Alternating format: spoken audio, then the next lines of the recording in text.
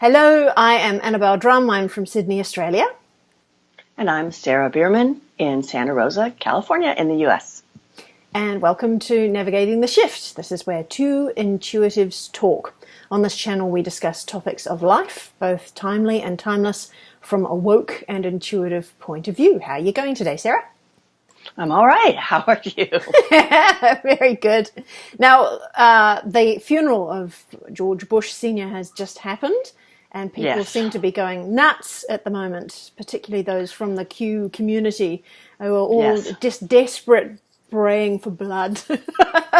They want the arrest to happen, they want everything to happen. They wanted a big show at the funeral, which is so uncool. And it's not going to happen.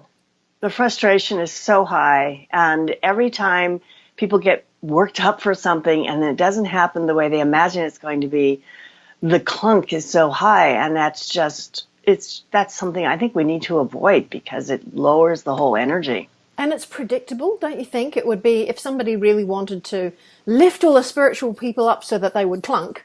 There's so many easy ways to do that, right? Good point. Yeah. And of course, Q did respond as if they expected the deep state to pull a prank like this and they were ready for it. So I don't know. It's fun to watch. It's kind of entertaining. There's a little clip I saw where as Bush Jr. arrives, he reaches into his pocket as he's walking down the center aisle, and then he shakes some people's hands, and then he reaches over and he hands Michelle Obama a note, and she all secretly tucks it in right away with a little grin on her face. Know all the cameras in the world are watching them. Exactly. Although I did notice the one on the feed that everybody's watching, they're looking sideways at let's see, here's Bush leaning across, and then when he leans to Michelle, they switch to this camera behind him, so you can't see what his hands are doing, and then as soon as he's done with that, they switch back to the other camera. So who knows? So it's like everybody knew. It was a choreography, isn't it? Everybody knew that's what was going to happen. It's game. It's just when we get caught up in it and let our own personal energy get affected, I think that's the challenge, and that's the problem. Now, we've had Q for about a year now, I think. Was it November? It might have been a little earlier, last year, 2017. End of October, I think, yeah. Right, 2017, when he started coming about and giving us all these clues. I say he, but we can't assume it's a he. We don't know. It's a they. Yeah, it could be a group, or we really don't know who it is.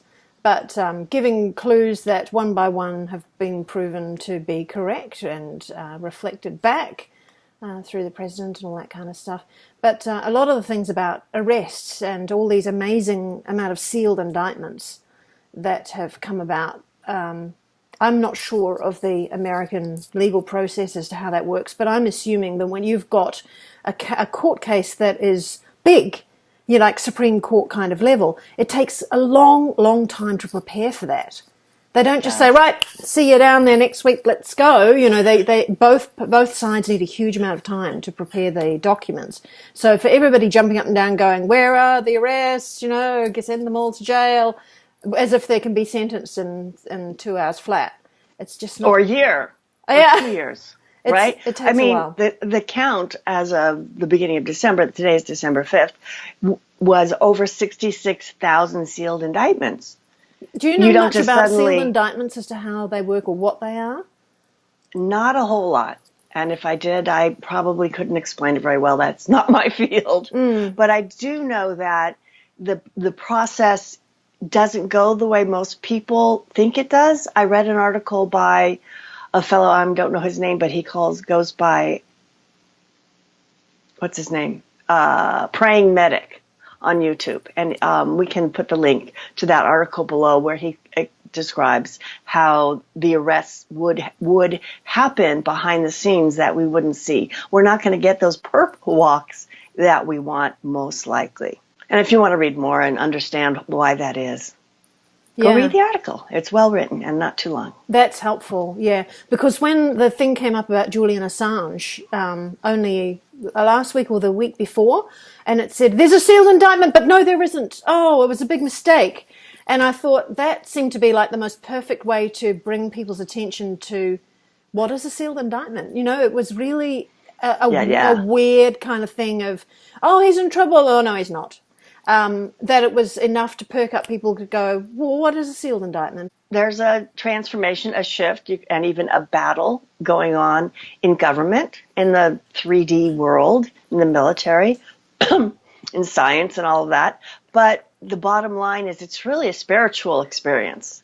And I think when we get caught up too much, and I've said this before, in the political realm and all of that fun, interesting entertainment, if we get caught up in it, then we lose our frequency lowers and we lose the big picture, which is something you and I are always very, very much trying to help people to get to and maintain. And so that's what we'd like to talk about more today is why are we here? What's it really about? And especially what's the event? Yeah, you may have heard of the event, and different people have different points of view on what it is. It's part of the shift that we're going through.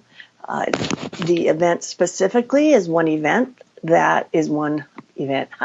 That one specific thing that a lot of people are talking about is a solar flash or solar flare event that will be cosmic energy coming from the galactic center through to our solar system, to our sun, out to us, that'll just blast away the negative old energy stuff. Personally, I started dreaming about this and having like lucid dreams and great meditation visuals coming in. I think it's been, a year and a half, at least maybe 2 years ago, maybe even more. And what were the dreams like? What were they like? One of them was it was very lucid. It was even almost like astral traveling. Felt like I was leaving my body and almost up on the roof of my house above my bed. And I could see the hills behind my house. And what led me to that was a flash of lavender that came in through the bedroom windows. And I was like, what's that? And in my dream, I wanted to explore. And then I saw in the distance, this is a little image I made of it, these rainbows pulsing in interference patterns of pastel from over the hills behind me. And they were coming toward me. And as they hit me, how did they come towards you? Were they rolling, or was it a straight, like a wall, like a dust storm? It was, well, if you imagine the waves, the pattern kind of coming toward you and expanding. Right. That way of these so waves kind of go out like that. And if there's two waves, they kind of cross over like that. Wow. And I just felt a beautiful buzzing, tingling begin in my body. My whole body. It started in my heart, and then it kind of expanded out, and it was very intense, very pleasurable. I would think a lot of people might be able to relate to an orgasm feeling pretty good. Only this was a full body. It wasn't focused anywhere specific, and it was very relaxed. If you've ever had laughing gas at the dentist, that sort of buzzy feeling all over. I also relate it to when I have done astral traveling. That's sort of the feeling I get when I'm exiting stage left. But it got so intense. I thought, oh my God, I'm going to just vibrate right out of Earth. And I kind of tried to tamp it down because I wasn't ready to leave yet. And it left me with this blissful feeling for the longest time. That was my first experience of it. Oh, and when I saw those pastel rainbows, I heard, however I could hear in that state, event horizon. And I rarely get words in dreams. So I really carefully noted it down when I woke up, and I started doing search online for it. Of course, event horizon is the words I use to describe a black hole, right? The event horizon is the extension out of which the distance out from the black hole that anything can't leave. It gets sucked in. That's the event horizon. But then I looked up event and I started finding all this information on it. And I thought, oh, isn't that clever of my higher self to show me the event on the horizon and call it event horizon and get me searching for that term. Yeah, yeah. Now, of all the information that I've seen about it, it's been more along the lines of coming through QHHT, which is Quantum Healing Hypnosis Therapy. I remembered. And that was originally set up by Dolores Cannon, who did all those amazing books on the... Sorry, I have a dog who's trying to get underneath my legs. I'm like, Tickly. Get under there. Stop it. Go somewhere else. Up on the couch. Go on. Get on the couch. Get behind me. Okay, go ahead. So Dolores Cannon did all those amazing books of channeling Nostradamus and reinterpreting all those quatrains that were so difficult that none of us could ever quite figure out what they meant. And what he was showing, that's a whole different conversation again. But once she'd done all that and she'd done a number of other things, she moved on to setting up this QHHT, like a form of hypnosis therapy to help people through whatever issues they have and maybe show them a past life or, it's therapy. It's therapy. And there's one particular girl, very beautiful girl, Alison Coe, C-O-E, who talked a lot about the event. Behind you now on the couch. That's why. And hello, pup. And so now she seems to bring in clients. She seems to draw clients in that talk about the event all the time. And yet you don't see many other people talking about it. So I thought, well, this is really curious. She's getting a number of clients volunteering information or even specifically coming because they want to know more about it. And yet when you look at places like Spirit Library, which you are of, one of the posters on Spirit Library, that there are very few people that are talking about the event. So I was trying to figure out what that was about. And the work that I did with Mercredan through the channeling stuff that I was interviewing a channeler, and that Mercredan has spoken. Oh, snap! Snap! Mercredan has talked about not specifically about the event, but the only thing that he said to me was, if something strange happens, do not be afraid. And I'm like, nice. What's that about? Like, he just didn't want to explain it at all because he knew that I'd either get scared or I would get curious and pick up other people's information, or that was the only thing that he said. And I'd had a couple of dreams myself, but they seemed to be along the lines of what other channelers had inferred without specifically saying, this is all about the event. It was about the ascension of the planet, the slow evolution of humanity along with the planet. And most of my dreams were about a bridge. Oh, interesting. Yeah, yeah. So bridge from the old Earth to the new Earth? I think so. And people have explained that to me, and even some of the clients that Alison Coe has had have talked about this bridge. I don't know if it's physical or if it's just a link to get from one to the other. And some people can come back, but not that you'd want to. Come back and encourage others to come across. Other times I thought I was going to fall off the bridge and just desperately scrambling to get back on. Another time I thought, no, I'm not going to take the bridge. No, I'm going to go the other way. And I'd go right down to a river. And as I started jumping across the stepping stones, I found that I could, across the river, I found that I could suspend.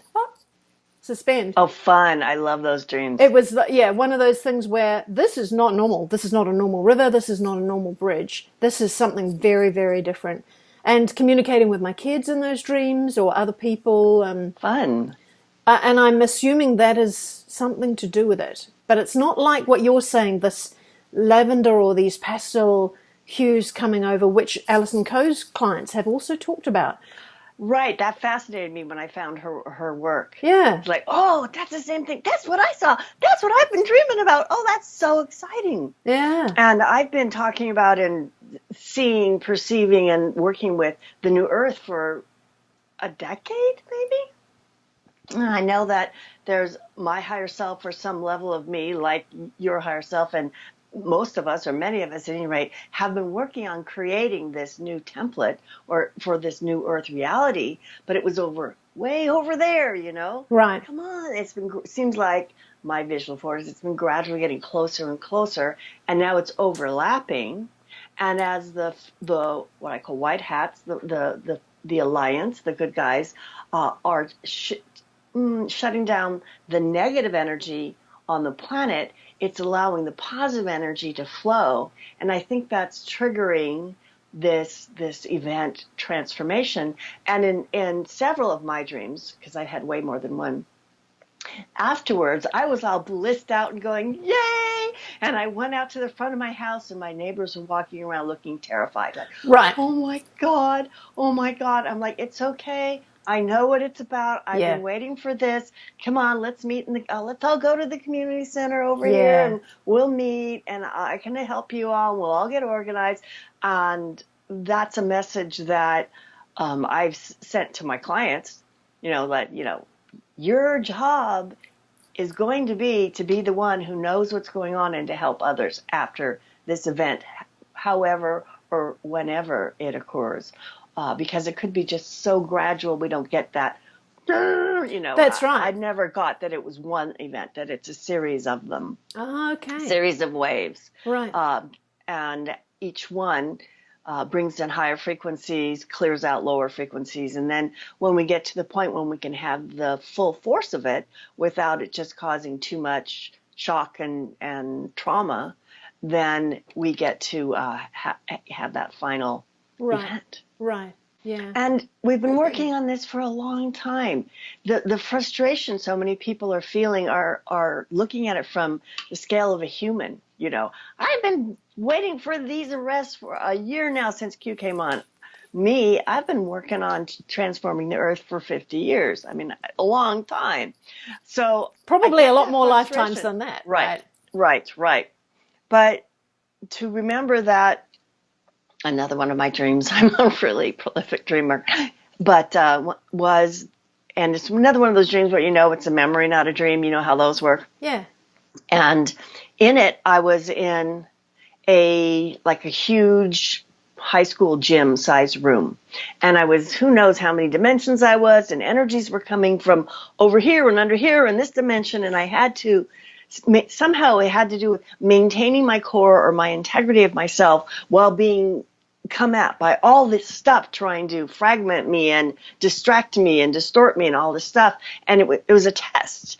And I eventually, exhausted, passed.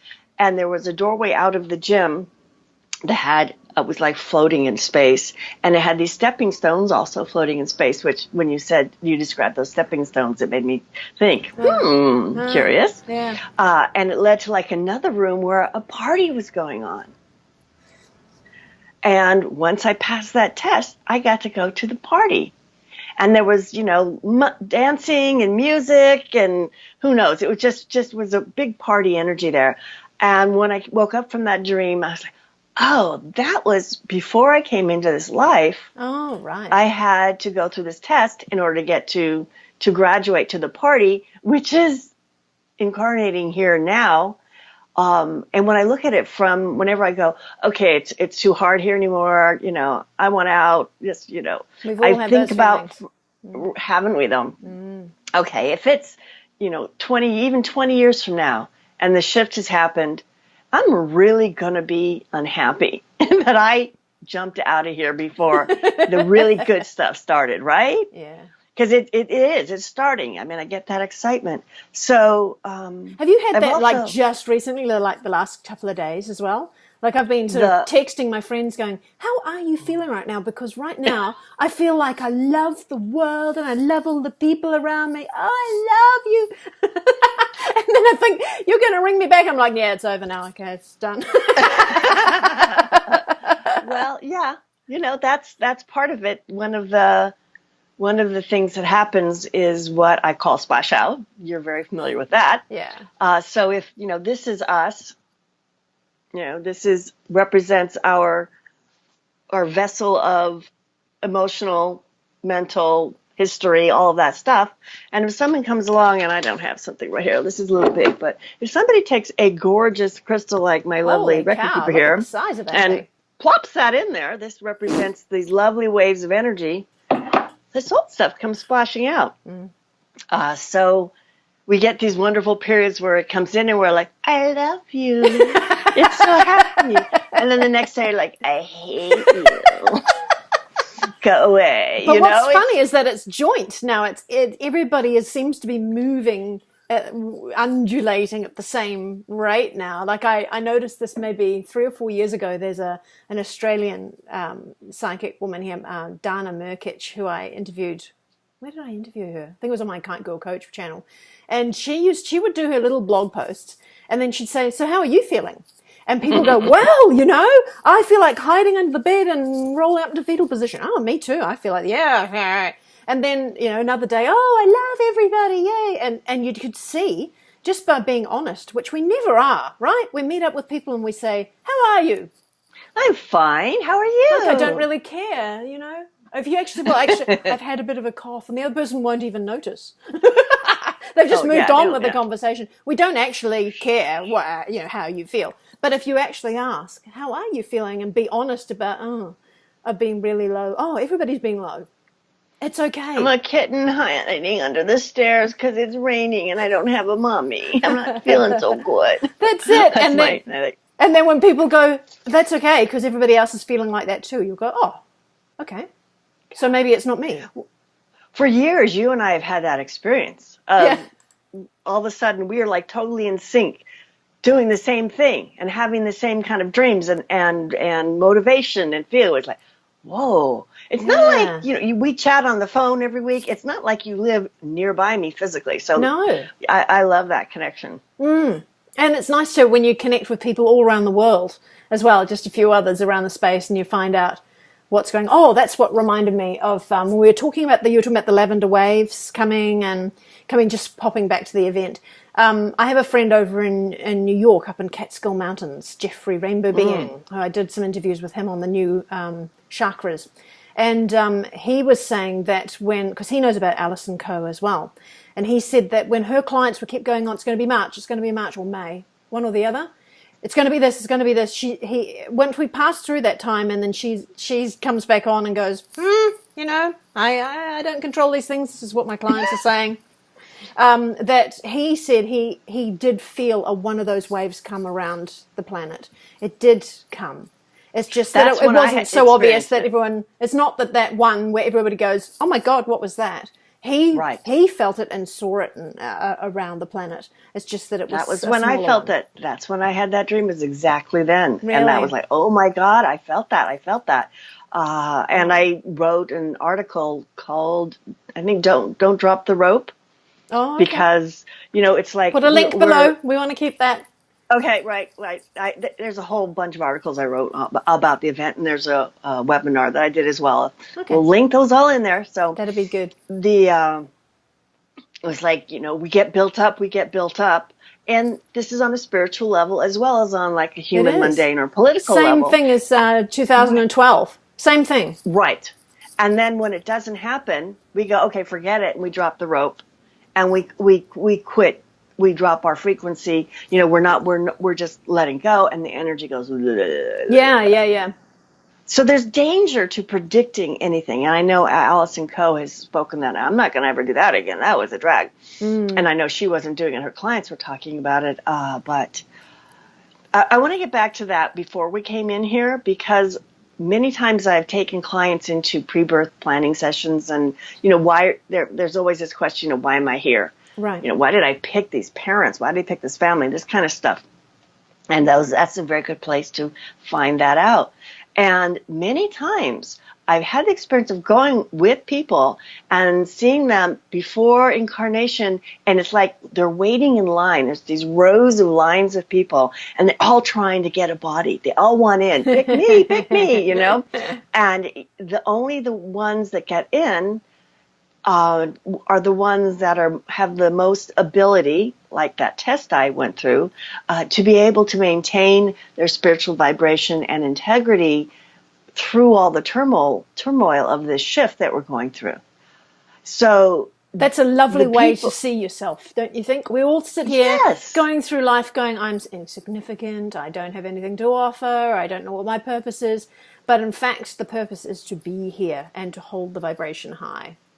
Exactly. And the people who got the good bodies, that means the people who mostly are like in the Western world, they aren't a slave somewhere in, I don't know, wherever, in Afghanistan, or you've got a body where you have time to contemplate this stuff. You have an ability to connect worldwide. Those are the primo bodies, and you don't get those bodies unless you're one of those souls who is special enough to qualify, that you have those talents and abilities. So there go your clouds again. Sure, the shadow and the light.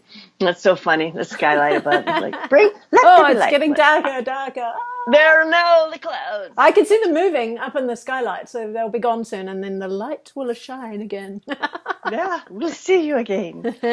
So I just would like to encourage everybody to remember that, like we were talking about last week, that it's really, what we're doing is way bigger than what you realize. To be gentle with yourself and loving.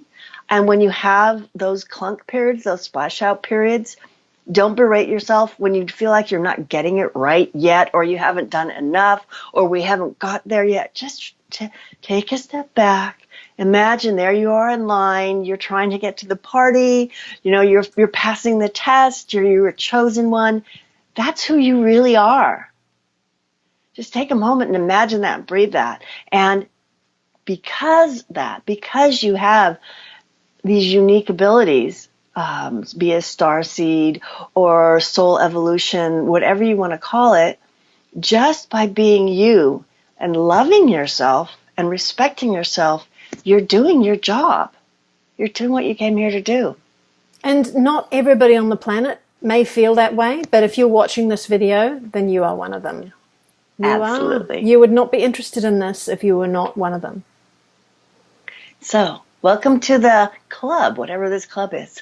Graduation, the graduated club, I guess. There we are. The party animals. Woo! We made it to the party. We just didn't know it was going to be quite so wild. I know.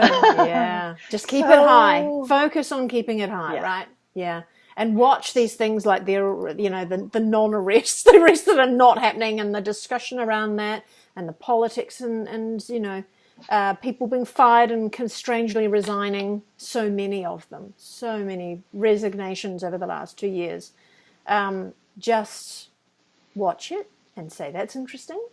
And then keep it high. Keep it focused on high. Don't get caught. So I'd like to know, what is it that you know about, what is your, first of all, I'd love to hear any stories anybody has about the event. I find it absolutely fascinating to hear about it.